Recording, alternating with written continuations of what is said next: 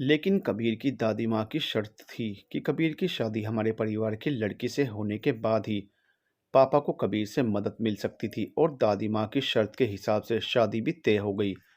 लेकिन मैं तो अखिल से प्यार करती थी, उसके अलावा किसी और से शादी नहीं कर सकती थी। और शादी इतनी जल्दी में तय हुई कि मैं किसी से कुछ कह भी नहीं पाई, अखिल से भी नहीं। अंदर ही अंदर घुटती रही। बारात दरवाजे पर खड़ी थी और मैं बहुत बेबस थी। हिम्मत करके मैंने कबीर को मैसेज किया और मिलने बुलाया। और फिर दिव्या ये बोलकर अतीत की याद में खो गई। फ्लैशबैक। कबीर के फ़ोन पर मैसेज आया, मुझसे आकर मिलो। मैसेज पढ़कर कबीर फ्रेश होने के बहाने दिव्या से मिलने आया। कबीर कमरे में आया तो दिव्या दुल्हन के जोड़े में सजी खड़ी थी। आपने मुझे ऐसे क्यों बुलाया? कबीर ने पूछा। आप इस शादी से इनकार कर दीजिए। क्या? आप पागल हो क्या? मना तो आप भी कर सकती थी ना। कबीर बोला। अगर मना कर सकती तो कर देती ना, आपसे रिक्वेस्ट नहीं कर रही होती। दिव्या भी उसी अंदाज में बोली। लेकिन अब ऐसे कैसे अचानक? आप जानती हैं इसका अंजाम क्या होगा। देखिए, मैं किसी और से प्यार करती हूँ और इसके सिवा मैं किसी और से शादी नहीं कर सकती। अगर आपसे शादी हुई तो मैं मर जाऊंगी। प्लीज़, मैं नहीं कर सकती ये शादी।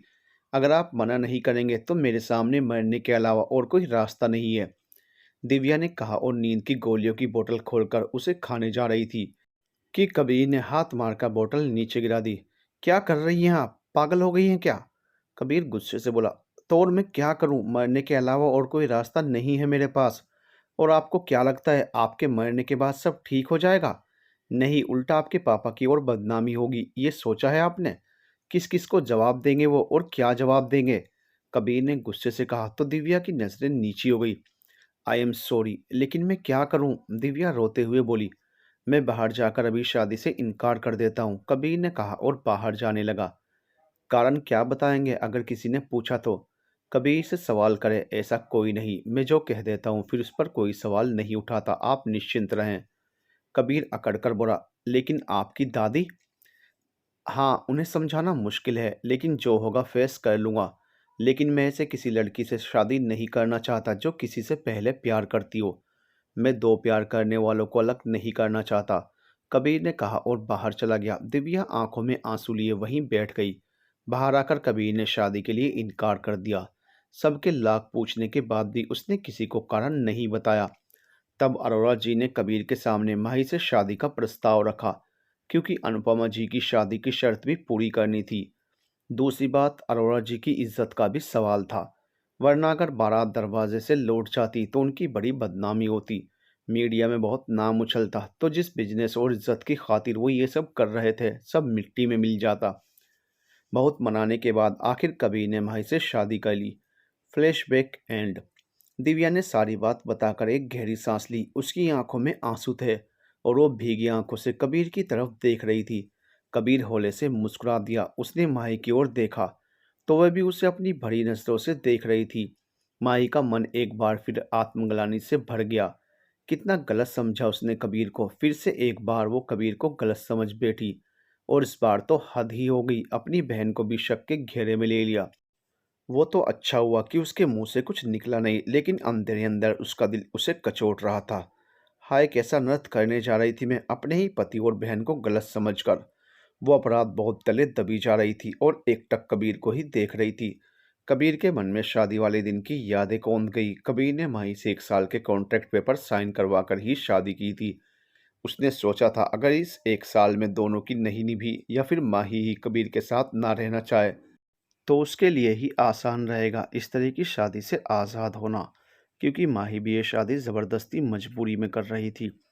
आखिर माही मान गई। उसने पेपर साइन किए और कबीर और माही की शादी हो गई। शादी तो दोनों की हो गई, लेकिन कबीर इस बात से अब तक अनजान है कि माही ने पेपर्स बिना पढ़े साइन कर दिए थे। अपने पापा के कहने पर उसे तो इस कॉन्ट्रैक्ट की कोई खबर ही नहीं थी, क्योंकि उन्हें पूरा विश्वास था कि उन दोनों का अनचाहा बंधन अटूट बंधन में बदल जाएगा और दोनों जिंदगी भर इस शादी को निभाएंगे। और हुआ भी ऐसा ही। कबीर और माही एक दूसरे को चाहने लगे, प्यार करने लगे एक दूसरे को। आगे नियति की गोद में क्या है ये तो विधाता ही जाने। दिव्या के मुंह से सारी हकीकत सुनकर माही एकटक कबीर को देखे जा रही थी। उसने कभी सोचा भी नहीं था कि कबीर ऐसा भी हो सकता है। जब कबीर ने दिव्या से अचानक शादी वाले दिन शादी करने से मना कर दिया था, तो कितना कोसा था उसने कबीर को, मन ही मन जाने क्या क्या कहा। लेकिन इसमें तो कबीर का कोई दोष ही नहीं था। ये सोचकर उसकी आंखों से दो बूंद लुढ़क कर गालों पर आ गई। कबीर ने जब माही को ऐसे देखा तो उसने गर्दन हिलाकर ना रोने का इशारा किया। माही तो स्तब्ध सी अपने सामने खड़े उस इंसान को देख रही थी जिसे माही ने अब तक कितनी बार ही गलत समझा था। दिव्या, मैंने ऐसा कुछ नहीं किया, आप बेकार में मेरी इतनी तारीफ कर रही हैं। कबीर ने दिव्या की ओर देखकर कहा। ऐसे कैसे नहीं किया कबीर, तुमने जो किया वो मैं कभी नहीं भूल सकता। अब की बार अखिल बोला। क्या अखिल, अब तुम भी? कबीर ने कहा, हाँ मैं भी तुम्हारी वजह से, हम साथ हैं। तुमने ना सिर्फ मुझे सेटल करवाया बल्कि दिव्या के पापा से हमारी शादी की बात भी की और उन्हें राजी भी करवाया। अखिल ने कहा तो एक बार फिर माही कबीर को देखने लगी। कबीर हल्के से मुस्कुराकर बोला, अरे बस भी करो तुम दोनों। और दिव्या, देखो तुम्हारी बहन कैसे देख रही है मुझे, जैसे मैंने उससे बहुत कुछ छिपाया हो। प्लीज़ अब हम दोनों में कहीं कोई और गलतफहमी ना आ जाए। हम दोनों का झगड़ा करवा कर मानोगी तुम? कबीर ने माही को एक नज़र भर देखा जो उसे ही देख रही थी।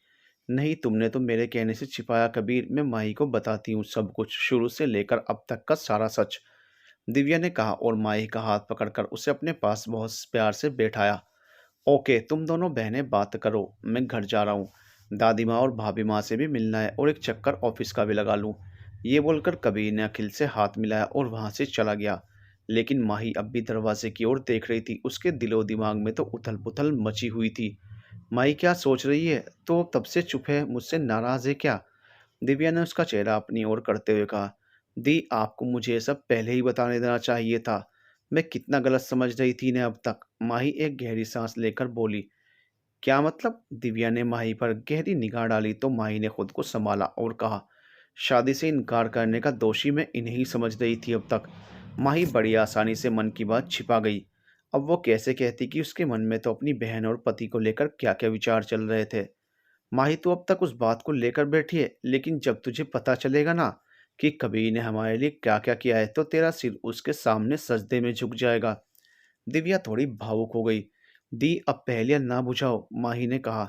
दिव्या ने माही के उदास चेहरे को देखा, फिर बोली, तेरी और कबीर की शादी के बाद एक दिन मुझे कबीर का फ़ोन आया। उसका कॉल देखकर पहले तो मुझे हैरानी हुई, लेकिन मैंने फ़ोन उठा लिया। आप जिस लड़के से प्यार करती हैं, मुझे उसकी डिटेल्स चाहिए। कबीर ने मुझसे सीधा सवाल किया। पहले तो मैं हैरान हो गई, लेकिन फिर मैंने कबीर को अखिल के बारे में सब बता दिया कि मैं और अखिल कॉलेज में साथ थे, हमारा प्यार, हमारी शादी का प्लान, सब कुछ। साथ ही ये भी कि अखिल की फैमिली में कोई नहीं है। वो अकेला ही एक 2 कमरे के मकान में अपने मामा मामी के साथ रहता है। दिव्या इतना बोलकर चुप हुई और उसके बाद कबीर मुझ तक पहुंच गया। अखिल ने बात आगे बढ़ाई। कबीर ने किसी तरह अपने मैनेजर के जरिए मुझसे संपर्क कर पहले तो मुझे अपनी कंपनी में जॉब दी, लेकिन उसने मेरी खुददारी को चोट ना पहुंचे इसलिए दिव्या के बारे में कुछ नहीं बताया। वो पहले मुझे परखना चाहता था। जब उसे तसल्ली हो गई तो एक दिन उसने मुझे एक कॉफ़ी शॉप में बुलाया। मैं वहाँ गया तो वहाँ उसके साथ दिव्या भी थी। दिव्या को देखकर पहले तो मैं बहुत हैरान हुआ। दिव्या दिल्ली में क्या कर रही है? उसे तो इंदौर में होना चाहिए। और कबीर से उसका क्या संबंध है? मैं इसी उलझन में उसके पास बैठा और मेरे कुछ पूछने से पहले ही दिव्या ने मुझे सारी हकीकत बता दी। इसके बाद दिव्या और मैं अक्सर मिलते। दिव्या मुझसे मिलने कई बार दिल्ली आई थी। एक दो बार कबीर भी मिला क्योंकि उसे मुझे अपनी न्यूयॉर्क वाली कंपनी में सेट जो करवाना था। इतना बोलकर अखिल चुप हो गया और माही के दिमाग में वो सारे पल आने लगे जब जब उसने कबीर और दिव्या को साथ देखा था। तब उसकी नज़र अखिल पर कभी गई ही नहीं। जाति भी कैसे जिन्हें हम जानते हैं, हमारी नजरें सबसे पहले उन्हीं पर ठहरती हैं। हाँ, इस इंसान को आसपास देखा तो था मेरी आंखों ने, लेकिन नज़रअंदाज कर गई क्योंकि आंखों पर अविश्वास का पर्दा जो पड़ गया था। अखिल को देखकर वो सोच में पड़ गई। इस विचार से एक बार फिर उसकी आंखें भर आई। कबीर कुछ महीनों पहले न्यूयॉर्क गया था, उसकी कुछ ज़रूर मीटिंग थी। कुछ दिनों बाद उसने मुझे भी वहाँ बुला लिया। दोनों लगभग 1 महीने से ऊपर वहाँ रहे। मुझे सेटल करवा कर वो वापस इंडिया आया। अब मैं कबीर की न्यूयॉर्क की कंपनी का वाइस प्रेसिडेंट हूँ। अब मेरे पास अपना घर है, गाड़ी है और मेरी दिव्या भी है। अखिल खुशी से बोला। हाँ माही, अखिल सच कह रहा है। कभी न्यूयॉर्क से आने के बाद पापा से हमारी शादी की बात करने वाला था, लेकिन तुम्हारे साथ वो जैसलमेर में हादसा हो गया। कभी न्यूयॉर्क से दिल्ली जा जाकर सीधा तुमसे मिलने जैसलमेर गया था, लेकिन उसी समय तुम्हारे साथ हुए हादसे ने कबीर को बहुत डरा दिया था, इसलिए तुम्हें छोड़कर वो कहीं नहीं जाना चाहता था। तुम्हारे ठीक होने के बाद उसने पापा से हमारी शादी की बात की और पापा मान गए। अब देखो हमारी शादी है। कबीर तो तुम्हें ये सब बहुत पहले ही बता देना चाहता था, लेकिन मैंने ही उसे मना किया। मैंने कहा था कि मेरी माई को मैं सरप्राइज दूंगी। मैं जानती हूँ मेरी माई अपनी दी की खुशी में बहुत खुश होगी। दिव्या ने कहा तो माही एकदम से दिव्या के गले लगकर रो पड़ी। मन का सारा गुस्सा, सारी गलतफहमी आंखों के रास्ते बह गई। इतने दिन से जो गलतफहमियों के बादल छाए हुए थे सब छट गए। माही, है माही, क्या हुआ? तुम ऐसे क्यों रो रही हो? आई नो तुम्हें बुरा लग रहा है कि मैंने तुमसे ये सब छुपाया, लेकिन तुम तो जानती हो मैं मजबूर थी। पापा की वजह से मैं नहीं चाहती थी कि पापा के नाम पर कोई दाग लगे, बस इसलिए चुप रही और सही समय का इंतजार कर रही थी। मेरी वजह से तेरे साथ गलत हुआ, तुझे ना चाहते हुए भी शादी करनी पड़ी। लेकिन माही, कबीर बहुत अच्छा है, वो तुमसे बहुत प्यार करता है। तुम सोचो, जब वो अपनी पत्नी की बहन के लिए इतना कर सकता है तो तुम्हारे लिए तो क्या क्या कर सकता है। तूने जरूर पिछले जन्म में कोई पुण्य का काम किया होगा जो कबीर तुझे जीवन साथी के रूप में मिला। हमारा मन हमेशा उसे दिल से दुआ देगा, वो बहुत ही अच्छा इंसान है माही। दिव्या ने माही का सिर सहलाकर कहा और अखिल को देखने लगी। अखिल ने कुछ इशारा किया और कमरे से बाहर चला गया। अब बता माही, तू ऐसे रो क्यों रही है? कोई बात है तेरे मन में? दिव्या ने माही का चेहरा ऊपर कर उसके आंसू पोंछ कर कहा। आपको पता है दी, मैं इनसे नाराज थी कि इन्होंने उस एक महीने कोई फ़ोन नहीं किया जब वे न्यूयॉर्क में थे, और मैंने भी इनसे कोई बात नहीं की। लेकिन अब समझ आया कि क्यों नहीं किया, और अगर किया भी होगा तो मेरा फ़ोन नेटवर्क में नहीं होगा। लेकिन फिर भी इन्होंने मुझे उस रेतीले तूफान में भी ढूंढ निकाला। अब सोचती हूँ तो लगता है कितनी छोटी सी वजह से मैं नाराज़ हो गई थी। मेरी सोच कितनी छोटी थी, और ये तो मेरी सोच के भी परे हैं। माही रोते हुए बोली। आपको पता है दी, ये जब भी मुझे हॉस्टल छोड़ने की बात कहते तो मुझे अच्छा नहीं लगता, और इसी वजह से मैं इनसे नाराज़ भी हो गई थी, क्योंकि मैं इनके साथ रहना चाहती थी। नहीं जानती क्यों, लेकिन मुझे इनके साथ रहना था। और उस हादसे के बाद इन्होंने खुद मुझसे कहा कि मैं हॉस्टल न जाकर उनके साथ इसी घर में रहूं, लेकिन मैं अपनी ज़िद और नाराज़गी में हॉस्टल चली गई। लेकिन मैंने ऐसा क्यों किया मेरी खुद ही समझ नहीं आया। मैं समझ नहीं पा रही हूँ दी। मैं उनके साथ रहना भी चाहती हूँ और नहीं भी, लेकिन उनके बिना उनसे दूर रहा नहीं जाता। मैं क्या करूँ, मेरी तो कुछ समझ ही नहीं आ रहा। तू कबीर से प्यार करने लगी है? दिव्या ने कहा तो माही उसे एकटक देखने लगी। क्या, ऐसे क्यों देख रही है? तुझे कबीर से प्यार हो गया है ना? दिव्या ने पूछा तो माही ने हाँ में सिर हिला दिया। तो तूने बताया कबीर को? बताने की क्या जरूरत है, हम तो पति पत्नी है ना। तो क्या बुद्धू, कभी कभी बताना जरूरी हो जाता है। और वैसे भी तुम दोनों की शादी कोई नॉर्मल शादी तो थी नहीं, तो फिर अपने एहसासों को बताना और जताना बहुत जरूरी है माही। तुम कबीर से जल्दी ही अपने मन की बात कहोगी, बोलो कहोगी ना? दिव्या ने उसका चेहरा हथेलियों में भरकर कहा तो माही ने हाँ में सिर हिला दिया। अच्छा, अब जा फ्रेश हो जा, शाम को मेरी सगाई है और तुझे सबसे सुंदर लगना है, समझी? दिव्या ने मुस्कुराते हुए कहा। सबसे सुंदर तो आपको लगना है ना दी, आज आपकी सगाई है। माही ने कहा। हाँ, मगर मैं चाहती हूँ कि मेरी माही सबसे प्यारी लगे और इतनी सुंदर लगे कि आज कबीर की नजरें तुझ पर से हटे ही नहीं। दिव्या ने आंखें मटकाते हुए कहा। तो माही मुस्कुरा दी। शाम के वक्त अरोड़ा जी के घर में काफ़ी चहल पहल थी। हो भी क्यों ना, दिव्या की सगाई जो थी, दिव्या और अखिल सबके बीच खड़े थे। दिव्या पर्पल गाउन में बहुत सुंदर लग रही थी, वहीं अखिल भी अपने थ्री पीस सूट में काफ़ी जच रहा था। दोनों बहुत ही प्यारे लग रहे थे। अरोड़ा जी भी अपने कुछ जानने वालों के साथ खड़े सबसे बातें कर रहे थे। उसी समय कबीर अपनी दादी माँ के साथ एंटर हुआ और उनके पीछे पीछे महिमा और अभिनव भी आए। अरोड़ा जी ने जैसे ही कबीर और उसकी फैमिली को देखा, वो तुरंत उनकी ओर आए और बड़ी गर्मजोशी से उनका स्वागत किया। आइए आइए माँ जी। अरोड़ा जी ने अनुपमा जी के पैर छू लिए। खुश रहो अरविंद, तुम्हारी दोनों बेटियां अपने अपने घरों में खुश रहें। अनुपमा जी ने आशीर्वाद दिया। अरोड़ा जी उनका हाथ पकड़कर अंदर लाए और अखिल से मिलवाने लगे। अखिल और दिव्या ने भी अनुपमा जी के पैर छूकर आशीर्वाद लिया। अभिनव और महिमा भी उन दोनों से मिले। अरोड़ा जी ने अनुपमा जी को सोफे पर लाकर बैठा दिया और साथ में बुआ जी भी बैठ गई। सभी वहीं थे सिवाय माही के, और कबीर की नजरें उसे ही ढूंढ रही थी। महिमा ने कबीर के मन की बात समझ अरोड़ा जी से पूछ ही लिया। अंकल, माही नहीं दिखाई दे रही? वो यही थी अभी, कहीं किसी काम में लगी होगी। अरोड़ा जी ने इधर उधर देख कर कहा। उसे दिव्या ने किसी काम से ऊपर कमरे में भेजा है, अभी आ रही होगी। बुआ जी ने कहा। ओ अच्छा, महिमा ने कहा ही था कि अरोड़ा जी ने ऊपर सीढ़ियों की ओर देख कर कहा। लो आ गई। महिमा के साथ अभिनव और दादी ने भी ऊपर देखा। लेकिन कबीर ने मुड़कर नहीं देखा। बहुत प्यारी लग रही है, महिमा ने मुस्कुराते हुए कहा। और दादी माँ ने तो माही को देखकर उसकी नज़र उतार ली। महिमा ने कबीर को देखकर उसे इशारे से पीछे देखने को कहा। कबीर ने पलटकर पीछे देखा तो देखता ही रह गया। माही ने येलो कलर की सिंपल सी प्लेन साड़ी पहन रखी थी, जिसके बॉर्डर पर छोटे छोटे डायमंड का वर्क हो रखा था। कानों में येलो कलर के बड़े से झुमके, हाथों में भरी बड़ी चूड़ियां, आंखों में गहरा काजल, बालों की ढीली सी चोटी और मांग में गहरा लाल सिंदूर। माही इस सिंपल सोबर अवतार में भी बहुत प्यारी और सुंदर लग रही थी। माही एक हाथ से अपना पल्लू और एक हाथ से अपनी साड़ी संभाले नीचे ही आ रही थी। कबीर को ऐसे खोए हुए देखकर अभिनव और महिमा ने एक दूसरे को मुस्कुराते हुए देखा। महिमा कबीर के पास आई और झूठा खांसने का नाटक करते हुए बोली, क्या हुआ देवर जी, होश उड़ गए आपके? कबीर ने चौंक कर महिमा को देखा, फिर मुस्कुराकर बोला, भाभी माँ अपनी देवरानी को संभालिए वरना गिर जाएगी। उसे साड़ी पहनने की आदत नहीं है तो वो संभाल नहीं पाएगी।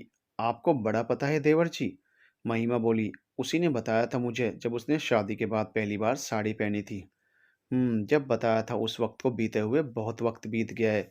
और अगर फिर भी आपको डर लग रहा है तो जाकर संभाल लो, तुम पत्नी है तुम्हारी, महिमा ने धीरे से कहा और वहां से चली गई। कबीर ने एक बार फिर माही की ओर देखा, जो अपनी साड़ी संभालते हुए नीचे देखकर एक एक सीढ़ी बड़े आराम से उतर रही थी। ये देखकर कबीर के चेहरे पर मुस्कुराहट आ गई। आखिरी सीढ़ी तक आते आते माही अपनी ही साड़ी में उलझ गई। उसके कदम लड़खड़ा गए, वो गिरती उसके पहले ही कबीर ने लपक कर उसे अपनी बाहों में थाम लिया और वो जमीन से कुछ ऊपर झूल गई। डर के मारे उसने अपनी आंखें बंद कर ली।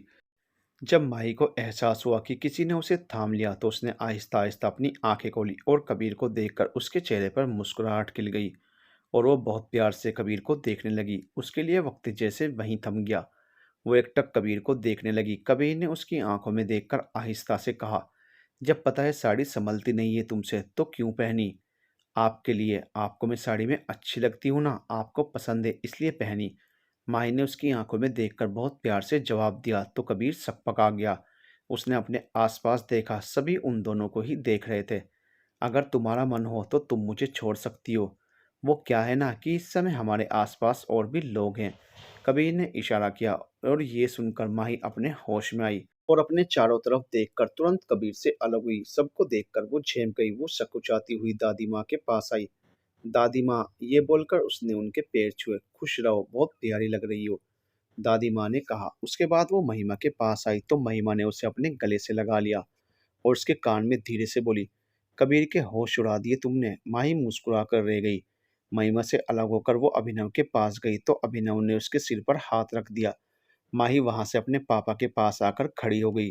सगाई की रस्म शुरू करें, पंडित जी ने कहा तो अरोरा जी ने सिर हिला दिया। पंडित जी ने मंत्रों का उच्चारण कर पूजा शुरू की। सभी सोफे पर बैठे रस्मों को होते देखने लगे। माही ने अरोरा जी की आड़ में हल्के से पीछे मुड़कर कबीर को एक नज़र देखा और फिर से आगे देखने लगी। ऐसा उसने 2-3 बार किया। कबीर को जब ये समझ आया तो वो वहां से हटकर दूसरी तरफ से चुपचाप दबे पांव उसके बगल में आकर खड़ा हो गया। माई ने इस बार फिर पीछे मुड़कर कबीर को देखना चाहा, लेकिन कबीर इस बार वहां नहीं था। वो इधर उधर देखने लगी कि किसी ने दूसरी ओर से उसके कंधे को हल्के से टेप किया, मगर माही ने नहीं देखा। कबीर ने एक बार फिर टेप किया। माही खींचकर बिना देखे बोली, क्या है, किसे ढूंढ रही हो? कबीर ने धीरे से कहा। मैं किसे ढूंढूंगी, इन्हें ही ढूंढ रही थी, पता नहीं कहाँ चले गए। अभी तो यही थे, माही ने भी उतनी ही धीमी आवाज में कहा। उन्हें किन्हें? कबीर ने फिर पूछा। मेरे पति को और किसे? जब देखो तब मुझसे दूर हो जाते हैं। उन्हें अपने पास रखने के लिए कुछ तो करना होगा, माही फुसफुसा कर बोली। क्या करोगी? कबीर ने फिर सवाल किया तो माही झुंझला गई। मैं कुछ भी करूं, लेकिन तुम कौन हो जो ऐसे पूछ रहे हो? माही ने चिढ़कर कहा। तुम्हारा पति। कबीर ने जैसे ही कहा माही की सांस सूख गई और आंखें बड़ी हो गई और उसने गर्दन घुमाकर बगल में देखा तो कबीर मुस्कुराते हुए उसे ही देख रहा था। तो क्या करोगी तुम मुझे अपने पास रखने के लिए? कबीर ने अपनी दोनों भवें उचकाकर पूछा तो माही ने अपनी नजरें नीची कर ली। वो वहां से भागती इससे पहले ही कबीर ने उसकी कलाई पकड़ ली। माही ने उसकी ओर आंखें बड़ी बड़ी करके देखा। चुपचाप ऐसे ही खड़ी रहो, कोई हरकत मत करना और भागने की तो कोशिश भी मत करना वरना मैं तुम्हें सबके सामने किस कर लूंगा। कबीर ने कहा तो माही उसे अपनी बड़ी बड़ी आंखों से घूरने लगी। आप बहुत खराब हो, माही मुंह बनाकर बोली। जानता हूँ, पहले भी बता चुकी हो तुम, कबीर ने सामने देखते हुए कहा। माही भी सामने देखते हुए अपनी कलाई छुड़ाने की कोशिश करने लगी। क्या कर रहे हैं? मेरी कलाई छोड़िए। इतने लोगों के बीच ऐसा करना अच्छा लगता है क्या? मैंने क्या किया? अपनी पत्नी की कलाई पकड़ी है, किसी और की नहीं। हक है मुझे, कबीर ने कहा। क्या है, ऐसे क्यों पकड़ रखा है मुझे? आखिर आप चाहते क्या हैं? माही कसमसाते हुए बोली। एक सवाल का जवाब। क्या? मुझे अपने पास रखने के लिए क्या करोगी तुम? कबीर ने कहा तो माही मुस्कुराते हुए देखने लगी। अरे मुस्कुरा क्यों रही हो? बोलो ना, क्या करोगी? जवाब दे दो और चली जाओ। कबीर अपनी मुस्कान छिपाते हुए बोला। मुझे नहीं देना कोई जवाब। छोड़िए मुझे, छोड़िए। माही ने एक बार फिर कलाई छुड़ाने की कोशिश की। कोशिश बेकार है माही, मेरी पकड़ से तुम छूट नहीं पाओगी। चुपचाप खड़ी रहो, वरना पता है ना मैं क्या करूँगा। कबीर ने शरारत से मुस्कुराकर कहा। माही मुंह खोले उसे देखने लगी। माही कुछ सोचकर मन ही मन बोली और अपनी कलाई छुड़ाने की कोशिश करने लगी। अचानक से उसके मुंह से निकला। क्या हुआ माही? कबीर ने घबराते हुए पूछा। मुझे दर्द हो रहा है, माही ने भोली सी शक्ल बनाकर कहा तो कबीर ने उसकी कलाई छोड़ दी। दिखाओ कहाँ? कहीं नहीं, ये बोलकर माही वहां से भाग गई और कबीर उसे देखता ही रह गया। माही महिमा के पास जाकर खड़ी हो गई और कबीर को देख मुंह बनाकर चिढ़ा दिया। कबीर के चेहरे पर हल्की मुस्कुराहट आ गई। माही और कबीर की इस प्यार भरी नोक-झोंक और आंख बिचौली के बीच दिव्या और अखिल की सगाई हो गई। सभी उन दोनों को बधाई देने लगे और उनके साथ पिक्चर्स क्लिक करवाने लगे। वहीं एक कोने में खड़ी माही फिर से छिपकर कबीर को देखने लगी। आज उसकी निगाहें रह रहकर कबीर पर ही टिक रही थी। उसे कबीर से प्यार हो गया था, यह एहसास उसे अंदर ही अंदर गुदगुदा रहा था। कबीर को देखकर उसे सुकून मिल रहा था, इसलिए उसे जी भरकर देख रही थी। कबीर को अपनी निगाहों में बसा लेना चाहती थी कि कुछ देखने की जरूरत नहीं है, तुम निगाहों में हो। किसी और की दिल को हसरत नहीं है कि तुम मेरी बाहों में हो। अगली सुबह आज अखिल और दिव्या की हल्दी और मेहंदी का फंक्शन था। दिन में हल्दी और रात में मेहंदी होनी थी। अखिल और उसके मामा मामी की अरवर जी ने अपने आउट हाउस में रहने की व्यवस्था करवा दी थी। माही ने रिया, राघव, अमन और निखिल को भी दिव्या की शादी में बुलाया था, क्योंकि रिया के अलावा अब वो तीनों भी माही के अच्छे दोस्त बन गए थे। रिया और राघव तो सुबह की फ्लाइट से आ गए थे। निखिल और अमन बाद में आए। कबीर की फैमिली रात में ही लौट गई थी। हालांकि माही नहीं चाहती थी कि कबीर जाए, उसे कबीर से बहुत सी बातें करनी थी। लेकिन चाहकर भी वो अपने मन की बात कबीर से बोल ही नहीं पा रही थी। कुछ तो अपनी झिझक और कुछ समय ही नहीं मिला था। वो गेट तक कबीर को छोड़ने आई। कभी बहाने से उसकी गाड़ी की विंडो से अंदर झांकती तो कभी महिमा को कुछ बात के बहाने गाड़ी रोक देती और कबीर को देखने लगती, लेकिन इतने जतन के बाद भी कुछ बोल नहीं पाई। दादी माँ और महिमा उसकी इस हरकत को अच्छी तरह से समझ रहे थे और एक दूसरे को देखकर मंद मंद मुस्कुरा रहे थे। आखिर दादी माँ को कहना ही पड़ा कि बेटा माही, तुम भी हमारे साथ घर ही चल लो, वहीं सारी बातें हो जाएंगी। ये सुनकर माही झेंप कर रह गई। हल्दी के फंक्शन के लिए महिमा और दादी माँ ही आई हुई थी। कबीर और अभिनव ऑफिस गए थे। कबीर का कहना था कि हल्दी और मेहंदी में मेरा क्या काम। माही को जब पता चला तो वो मुंह फुलाकर बैठ गई। उसने गुस्से से कबीर को फोन लगाया। बोलो माही। बोलो माही। कबीर की धीर गंभीर आवाज़ सुनकर माही के हाथ से फ़ोन छूटकर गिरते गिरते बचा और उसका सारा गुस्सा जैसे छूमंतर हो गया। माही, क्या हुआ? बोलो। कोई काम था? कबीर ने दोबारा से कहा। जी जी हाँ, माही हकलाते हुए बोली। माही, क्या जी जी लगा रखा है? जल्दी बोलो, मुझे एक इम्पोर्टेंट मीटिंग में जाना है। कबीर ने कहा। क्या आपकी मीटिंग मुझसे भी ज़्यादा इम्पोर्टेंट है? माही ने शांत लेकिन गंभीर आवाज़ में कहा। माही, ऐसा क्यों कह रही हो? अगर मीटिंग मुझसे ज़्यादा इम्पोर्टेंट है तो मीटिंग अटेंड करिए, और अगर नहीं तो यहाँ आ जाइए मेरे पास। माही ने मेरे पास इतने प्यार से कहा कि कबीर तुरंत अपनी चेयर से उठा और केबिन से बाहर आया। सुमित उसे बाहर ही मिल गया। सर, मीटिंग के लिए हम रेडी हैं, क्लाइंट आते ही होंगे। मीटिंग पोस्टपोन कर दो, कबीर ने कहा। बट सर, आपने ही तो कहा था कि मीटिंग इम्पोर्टेंट है। तो अब मैं ही कह रहा हूँ, मीटिंग पोस्टपोन कर दो और आज की सारी मीटिंग कैंसिल कर दो। मैं जा रहा हूँ। Yes sir. सुमित के कहने भर से कबीर लंबे लंबे डग भरता ऑफिस से बाहर आकर अपनी गाड़ी में भी बैठ चुका था। बुलाने वाले ने बुलाया ही इस अंदाज में था कि कबीर के लिए अब एक मिनट भी रुकना मुश्किल था।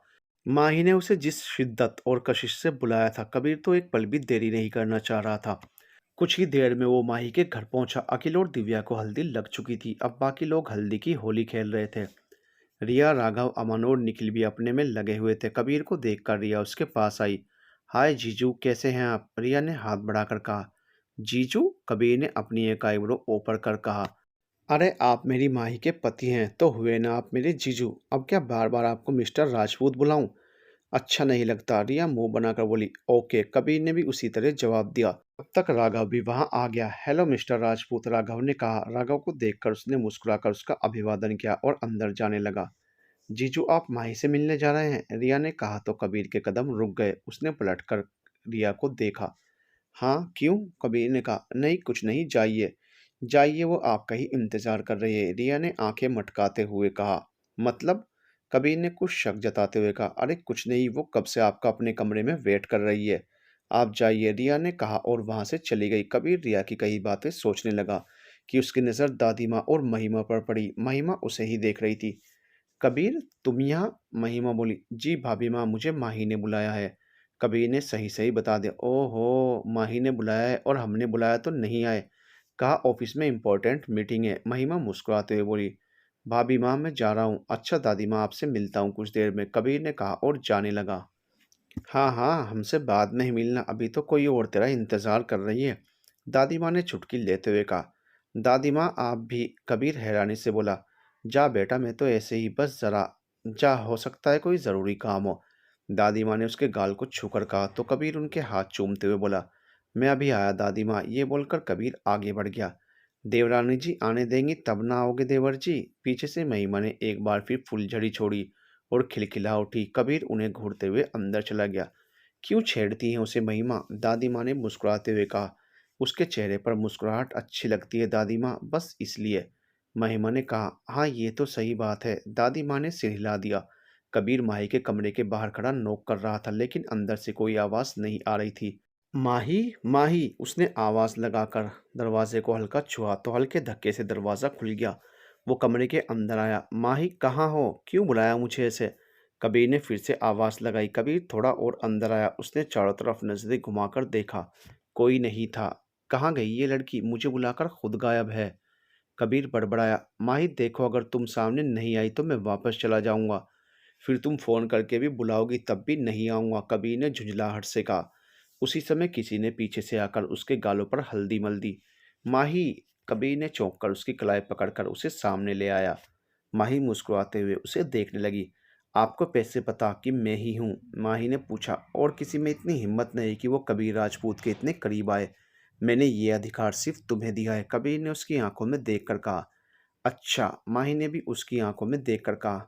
हाँ, तो फिर ये लीजिए करीब आने का इनाम। माही ने उसके गालों के साथ साथ उसकी शर्ट पर भी हल्दी लगा दी और खिलखिला उठी। माही, क्या किया ये? कबीर थोड़ा तेज आवाज में बोला। आपको हल्दी लगाई है, अब क्या मैं इतना भी नहीं कर सकती? आप डांट रहे हो मुझे? अच्छा, गुस्सा मत करना, आप चाहो तो मुझे भी लगा दो। माही ने मासूमियत से अपने गाल आगे कर दिए और आंखें बंद कर ली। कबीर को उसकी मासूमियत पर प्यार आ रहा था। उसके होठों पर हल्की सी मुस्कान आ गई।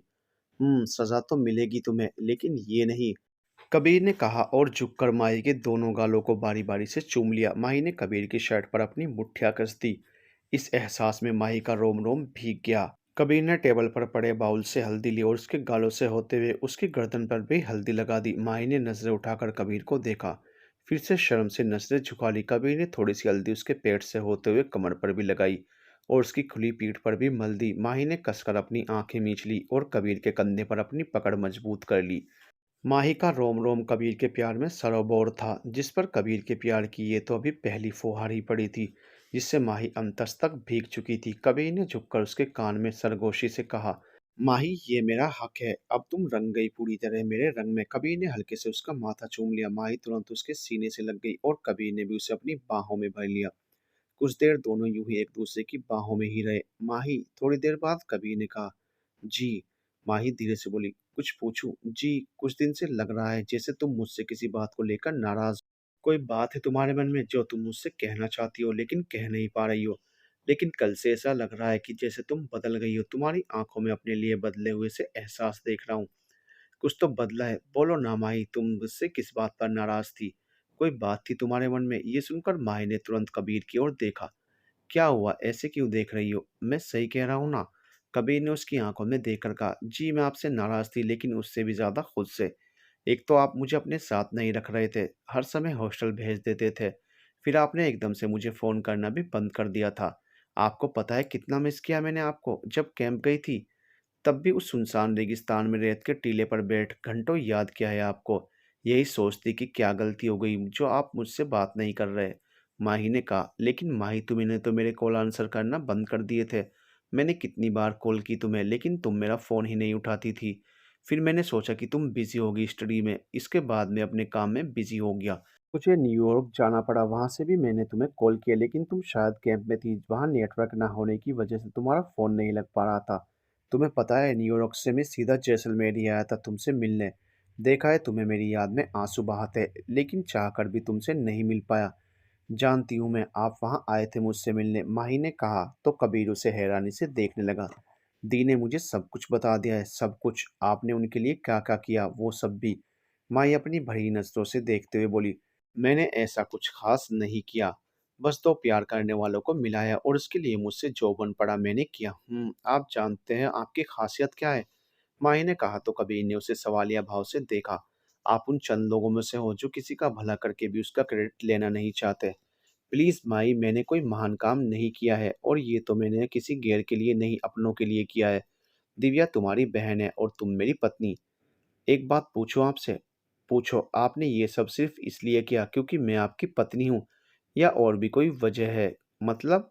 कबीर ने पूछा। मतलब कि माही आगे बोल ही नहीं पा रही थी। वो कैसे पूछे कबीर से कि कबीर ने ये सिर्फ इसलिए किया क्योंकि उसका रिश्ता जुड़ा है माही से, या फिर वो माही से प्यार भी करता है क्योंकि रिश्ता तो मजबूरी में जुड़ा था।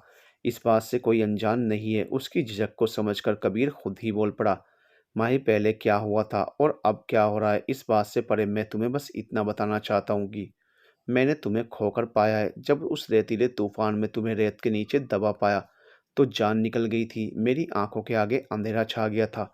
और जब हॉस्पिटल में तुम्हें बेहोश देखा, पल पल तुम्हें अपनी सांसों के लिए संघर्ष करते देखा, तो यूं लगा कोई मेरी सांसों को खींच कर ले जा रहा है। उस पल मुझे लगा कि मैं तुम्हें खो दूंगा। कोई रास्ता नजर नहीं आ रहा था मुझे। हर पल तुम्हारी जिंदगी की दुआ की है मैंने।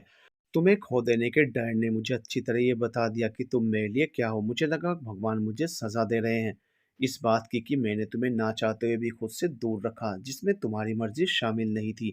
इसलिए मैंने खुद से फैसला कर लिया कि अब कभी तुम्हें खुद से दूर नहीं जाने दूंगा। हॉस्टल भी नहीं, लेकिन ठीक होते ही तुमने हॉस्टल जाने की इच्छा जताई और मैं तुम्हें रोक नहीं पाया क्योंकि तुम्हारी खुशी में ही मेरी खुशी है। कबीर इतना बोलकर चुप हो गया। माही अभी भी उसके चेहरे को एकटक देख रही थी। कबीर की आंखों में उसे अपने लिए सिवाय प्यार के और कुछ नहीं दिखाई दे रहा था। निस्वार्थ और निश्चल प्रेम था कबीर की आंखों में। क्या इसके बाद भी कहने की जरूरत है कि कबीर उसे कितना चाहता है? माही की आंखों में आंसू आ गए। तुमसे सीखे कोई प्यार क्या होता है, रस्में क्या होती हैं, रिश्ते क्या होते हैं। एहसास यूं दिला के जिंदगी हो, जिंदगी बदल दी। है माही, तुम रो क्यों रही हो? ये सब मैंने तुम्हें रुलाने के लिए नहीं कहा, कबीर ने बहुत प्यार से उसके आंसू पोंछ कर कहा। माही एक बार फिर कबीर के कसकर गले लग गई। उसे ऐसे अपनी बाहों में बींच लिया कि अगर उसकी पकड़ ढीली हो गई तो कहीं कबीर उससे दूर ना हो जाए। कबीर उसकी तड़प, उसकी बेचैनी समझ रहा था। उसने भी मुस्कुराते हुए उसे अपनी बाहों में भर लिया। कुछ देर बाद उसने माही से अलग होना चाहा, लेकिन माही ने ना में गर्दन हिलाकर उससे अलग नहीं हुई और दोनों जाने कितनी देर तक ऐसे ही एक दूजे की बाहों में समाये रहे। माही के मन का सारा गुबार निकल चुका था। जिस अपराध बोध और आत्मग्लानि से वो कल तक अंदर ही अंदर कुढ़ रही थी, आज कबीर के गले लगकर उसकी आंखों से निकले आंसुओं में सब धुल गया। संगीत का दिन, दिव्या और अखिल के संगीत का फंक्शन कबीर के होटल में होना था। सभी वहां सज धज कर इकट्ठा थे। महिमा और दादी माँ भी अभिनव के साथ पहुंचे। अरोड़ा जी ने शादी में अनामिका बुआ को भी बुलाया था। अनामिका के साथ नमन भी आया हुआ था। उसकी गंदी नजरें वहां मौजूद लड़कियों को ताड़ने में लगी थी। स्टेज पर बारी बारी से सबकी परफॉर्मेंस चल रही थी। कबीर और माही साथ ही खड़े थे। माही ने कबीर की ओर देखा जिसका सारा ध्यान स्टेज पर था। माही ने आहिस्ता से उसकी उंगलियों में अपनी उंगलियां फंसा दी। कबीर ने चौंक कर उसकी ओर देखा तो उसने बहुत प्यार से एक अदा के साथ कबीर की ओर देखकर अपनी पलकें झपकाई। क्या हुआ? कबीर ने पूछा। कुछ नहीं, बस आपका ध्यान अपनी ओर करना था। अच्छा, कबीर ने उसकी आंखों में देखकर कहा। माही मासूमियत से बोली। तो कबीर ने उसकी कमर में हाथ डालकर उसे अपने करीब खींच लिया। माही आंखें बड़ी बड़ी कर उसे देखने लगी। वहीं कुछ ही दूर बार काउंटर पर बैठे नमन ने जब कबीर और माही को इतने करीब देखा तो गुस्से से जल उठा। ओह, तो तोता मैना आखिर करीब आ ही गए। वैसे बढ़िया ही है अगर ऐसा है तो। वो क्या है कि अब कबीर को चोट पहुंचाने में बड़ा मजा आएगा। तुझसे अभी बहुत हिसाब बराबर करना है कबीर, सो कॉल्ड राजपूत। नमन बड़बड़ाया और एक ही बार में अपना गिलास खाली कर दिया। इधर कबीर और माही सबसे बेखबर अपने में ही लगे हुए थे। इस बात से अनजान कि कोई और भी उन्हें देख रहा है और उनकी नोक-झोंक देखकर खुश भी हो रहा है। वो थे महिमा और अभिनव।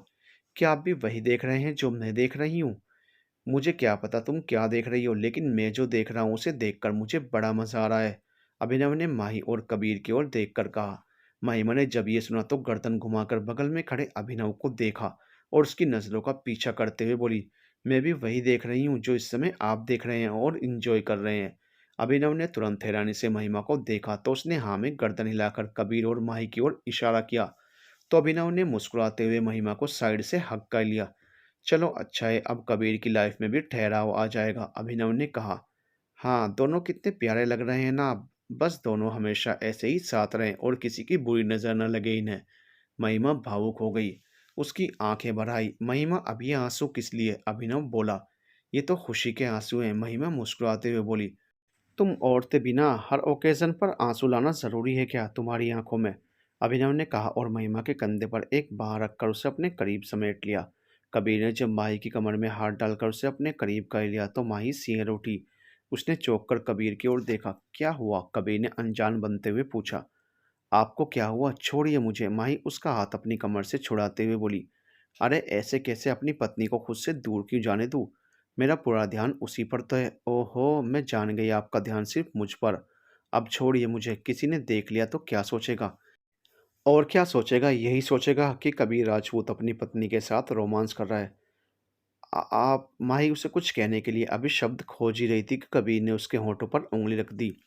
माही एकटक उसे देखने लगी। चुपचाप ऐसे ही खड़ी रहो वरना तुम जानती हो मैं क्या करूँगा। कबीर ने उसे अपने और करीब कर उसके होठों की ओर देखकर बड़ी कशिश से कहा। माही की पलकें एक बार फिर शर्म से झुक गई। ये देखकर कबीर के चेहरे पर मुस्कान आ गई। ये बात बात पर पलकें क्यों झुका लेती हो तुम? अब जल्दी से मेरी आंखों में देखो वरना मैं तुम्हें। आप मुझे ऐसे धमका नहीं सकते कि आप मुझे। माही बोलते बोलते रुक गई। मैं तुम्हें क्या? कबीर ने उसकी आंखों में देखकर मुस्कुराते हुए कहा। अच्छे से जानती हूँ कि आप मुझे की। फिर माही चुप हो गई। कबीर की लगातार घूरती नजरों की तपिश से उसकी नजरें एक बार फिर झुक गई। गालों पर अबीरी लाली आ गई। माही तुम इतना शर्माती क्यों हो? तुम सिर्फ मुझसे किस कहने में इतना शर्मा रही हो तो अपने दिल की बात बोलने में जाने कितना शर्माओगी। कबीर ने अपनी मुस्कुराहट छुपाते हुए कहा। अच्छा, जैसे कि आपने तो अपने दिल की सारी बातें बोल दी। माही तुनक कर बोली। बोल तो दिया, अब तुम्हें समझ नहीं आया तो मैं क्या करूं? है, आपने कह दिया, लेकिन कब? माही सोचने लगी। उसे ऐसे सोचते देखकर कबीर मुस्कुराते हुए बोला। ज़्यादा मत सोचो, अपने दिमाग पर ज़्यादा जोर दोगी तो तुम्हारे घुटनों में दर्द हो जाएगा। ये सुनकर माही ने उसे घूर कर देखा। आपके कहने का मतलब क्या है? मेरा दिमाग घुटनों में है? आप शायद भूल गए कि मैं मेडिकल स्टूडेंट हूँ और फ्यूचर फेमस सर्जन। माही ने मुंह बना लिया। कबीर को उसको छेड़ने में मजा आ रहा था। ओहो, तो मैडम सर्जन जी कैसे करेंगे आप कॉन्फिडेंस से सर्जरी, जब आप अपने मन की बात ही कॉन्फिडेंस से कह नहीं सकती? मेरे कुछ कहने से कैसे शर्म से आंखें झुक जाती हैं तुम्हारी, छुई मुई सी बन जाती हो तुम। अच्छा, आप ना मुझे अंडर एस्टिमेट कर रहे हैं। मैं चाहूँ तो कुछ भी कर सकती हूँ। तो ठीक है, सबके सामने अपने दिल की बात मुझसे कह दो तो जानूँ। सबके सामने? माही आसपास देखते हुए बोली। रहने दो, तुमसे नहीं होगा। आप मुझे चैलेंज कर रहे हैं। हाँ, यही समझ लो, लेकिन मैं जानता हूँ तुमसे नहीं होगा। कबीर दबी मुस्कान के साथ माही को छेड़ते हुए बोला। माही अब बिदक गई। कैसे नहीं होगा? मैं करूँगी, अभी करूँगी और सबके सामने, आप बस देखो। माही तुनक कर बोली और खुद को कबीर से छुड़ाने के लिए कबीर के पैर में जोर से अपनी हील चुबा दी। क्या कर रही हो? कबीर ने माही को छोड़ दिया। खुद को छुड़ा रही थी। अब आप देखिए मैं कैसे आपका चैलेंज पूरा करती हूँ। आप जो बड़े गर्व से अकड़ कर बार बार खुद का नाम लेकर कहते हो ना कि कबीर राजपूत ये, कबीर राजपूत वो। अब आप देखिए ये माही कबीर राजपूत क्या करती है। आज सबके सामने सरेआम मैं अपने मन की बात आपसे कहूंगी, वो भी बिना किसी झिझक के कहूंगी। All the best. कबीर ने उसकी ओर थम्सअप किया। Thank you. देखना, जीतूंगा तो मैं ही। माही ने अकड़कर कहा और आंखें मटकाती हुई चली गई।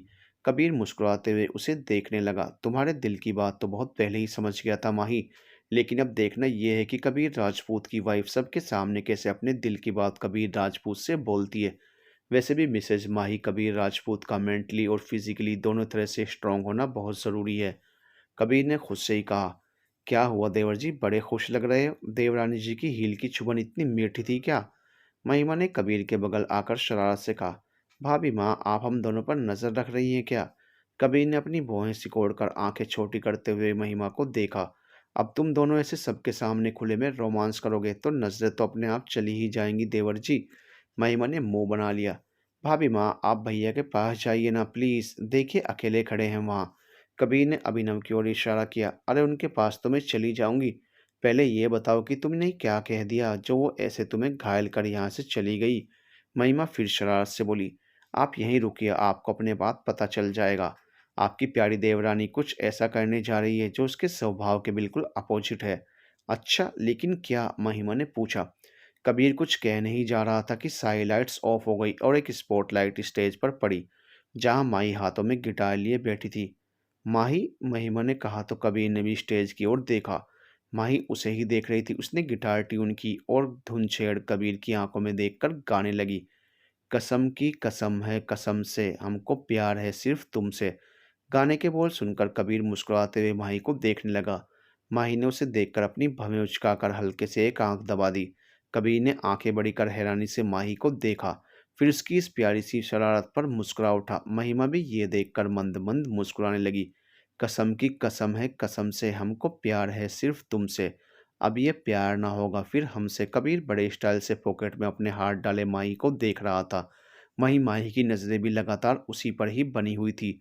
लोग कहते हैं पागल हूँ मैं ये भी ना जानूं, दिल लुटाया है मैंने अब किसी की ना मानूं। चैन दे करके मैंने बेचैनियाँ ये ली हैं, नींदें उड़ा के मैंने तुमसे वफाएं की हैं। कसम की कसम है कसम से, जी रहे हैं हम तेरे दम से। अब ये प्यार ना होगा फिर हमसे। कसम की कसम है कसम से, हमको प्यार है सिर्फ तुमसे। गाना खत्म हुआ। लोगों ने माही के लिए जोरदार तालियां बजाई तो माही जैसे किसी सम्मोहन से जागी। वो था कबीर की नज़रों का सम्मोहन। माही की आंखें भर आई। मुस्कुराकर उसने आंखों के किनारे साफ किए। माही तुमसे बहुत प्यार करती है कबीर, महिमा बोली। जानता हूं मैं, कबीर माही की ओर देखकर बोला, जो उसकी ही तरफ आ रही थी। माही आ रही है, तुम बात करो। महिमा ये बोलकर वहां से चली गई। अब आपका क्या जवाब है मिस्टर कबीर राजपूत? आप लाजवाब हो मिसेज कबीर राजपूत। जो कहा वो आपने कर दिखाया। कबीर ने उसकी कमर में हाथ डालकर कहा। आप फिर से शुरू हो गए? माही मुंह बनाकर बोली। अरे मैंने क्या किया? मैं तो डांस करना चाहता हूँ तुम्हारे साथ। देखो सभी कर रहे हैं। कबीर ने इशारा किया तो सभी कपल डांस कर रहे थे। माही ने भी मुस्कुराते हुए उसके गले में बाहें डाल दी और उसके करीब आकर डांस करने लगी। राघव और रिया ये देखकर बहुत खुश हुए। माही और कबीर एक दूसरे से बहुत प्यार करते हैं। भगवान ने उन्हें एक दूसरे के लिए ही बनाया है। रिया बोली। हाँ सही कहा, मैं ही पागल था जो इसी लड़की के पीछे भाग रहा था जो मुझसे प्यार ही नहीं करती थी। राघव ने कहा। कोई बात नहीं, अब ऐसी लड़की के पीछे भाग लेना जो तुमसे प्यार करती है। रिया बोली। क्या मतलब? मुझसे कौन प्यार करती है? राघव ने रिया पर गहरी निगाह डालकर पूछा। मुझे क्या पता? रिया हड़बड़ा गई। राघव उससे कुछ और पूछता उसके पहले ही वहां एक लड़की आ गई। Can I have a dance with you? उसने बड़ी अदा से राघव को डांस के लिए पूछा। राघव कुछ बोलता उसके पहले ही लड़की ने राघव का हाथ पकड़कर उसे खींचकर सबके बीच ले गई। ना चाहते हुए भी राघव को उसके साथ डांस करना पड़ रहा था और रिया उससे गुस्से से घूर रही थी। राघव ने कुछ देर तो किसी तरह उस लड़की के साथ डांस किया, लेकिन रिया का गुस्सा देखकर उसे कुछ अजीब लगा। उस लड़की ने राघव को खुद से और चिपका लिया। ये देखकर रिया की आंखों में आंसू आ गए और वो अपने आंसू पोंछते हुए वहां से चली गई। राघव ने उस लड़की से किसी तरह पीछा छुड़ाया और रिया के पीछे आया। रिया रिया क्या हुआ? तुम नाराज हो? तुम रो क्यों रही हो यार? अरे रुको तो, कहाँ जा रही हो? मैं कहीं भी जाऊं तुमको उससे क्या? तुम तो जाओ उस छिपकली के साथ जाकर डांस करो। रिया गुस्से से बोली। अरे मैं कहाँ अपनी खुशी से गया था, वो तो जबरदस्ती खींच कर ले गई थी मुझे। तुमने तो देखा था, तुम थी वहां। हाँ उसने तुम्हें खींचा और तुम चले गए। खींचे छोटे बच्चे हो ना तुम। अरे सिर्फ डांस ही तो कर रहे थे, इसमें इतना नाराज होने की क्या बात है? अच्छा तो तुम एक काम करो, दोबारा से जाकर उससे चिपको। लेकिन तुम इतना भड़क क्यों रही हो? मेरी तो कुछ समझ ही नहीं आ रहा है। यही तो प्रॉब्लम है कि तुम्हें कभी कुछ समझ नहीं आता है। तुम बुद्धू हो, तुम जाओ यहाँ से वरना गुस्से में मैं तुम्हारा सिर फोड़ दूंगी। रिया ने पास ही टेबल पर पड़ी बोतल उठाई। बड़ी खतरनाक लड़की हो यार, देखो गुस्से में मेरा सिर मत फोड़ देना। राघव ने खुद का सिर पकड़कर कहा। यह देखकर रिया ने बोतल फेंक दी और वहीं बैठकर रोने लगी। रिया क्या हुआ? तुम ऐसे क्यों बिहेव कर रही हो? तुम रो क्यों रही हो? मुझे बताओ, हम दोस्त हैं ना? राघव ने कहा। हाँ मैं तो सिर्फ तुम्हारी दोस्ती के ही तो लायक रह गई हूँ और कुछ नहीं। जब देखो तब रिया ये रिया वो, हम दोस्त हैं हम दोस्त हैं। लेकिन प्यार तुम्हें माही से है और मैं, मेरा क्या? मेरी फीलिंग्स को कभी समझा कब ने? कभी कोशिश की, कभी नहीं समझा तुमने। रिया गुस्से में बोले जा रही थी और राघव हैरानी से सब सुन रहा था। उसने रिया को उसके कंधों से पकड़कर उठाया। रिया, मेरी तरफ देखो, राघव ने कहा तो रिया ने अपनी आंसू भरी नजरों से उसे देखा। उसकी आंखों में राघव को अपने लिए अथाह प्यार नजर आ रहा था। रिया, ये तुम प्यार करने लगी हो मुझसे? कब से? राघव ने पूछा। नहीं पता कब से, लेकिन हाँ ये सच है कि तुमसे प्यार है, बहुत है। तो पागल, कभी कहा क्यों नहीं कुछ? कैसे कहती, तुम तो माही से। वो मेरी बेवकूफ़ी थी, माही ने तो कभी मुझसे प्यार ही नहीं किया और तुमने कभी मुझसे नहीं किया, रिया ने कहा। हाँ मगर कभी कर नहीं सकता, ऐसा तो नहीं है ना? राघव ने कहा तो रिया सवालिया नज़रों से उसे देखने लगी। अरे पागल, कोई बेवकूफ़ी होगा जो तेरे जैसी प्यार करने वाली लड़की से प्यार नहीं करेगा। राघव ने उसके सिर पर हल्के से मार कर कहा।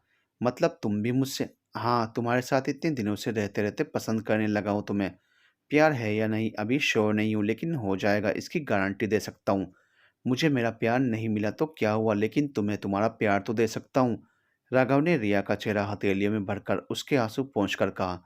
ये सुनकर रिया उसके सीने से लग गई। राघव ने भी उसे अपनी बाहों में समेट लिया। आज की रात सबको अपना अपना प्यार मिल गया। जहाँ एक और कबीर और माही एक दूसरे की बाहों में थे, वहीं दूसरी ओर राघव और रिया भी एक दूसरे की पनाहों में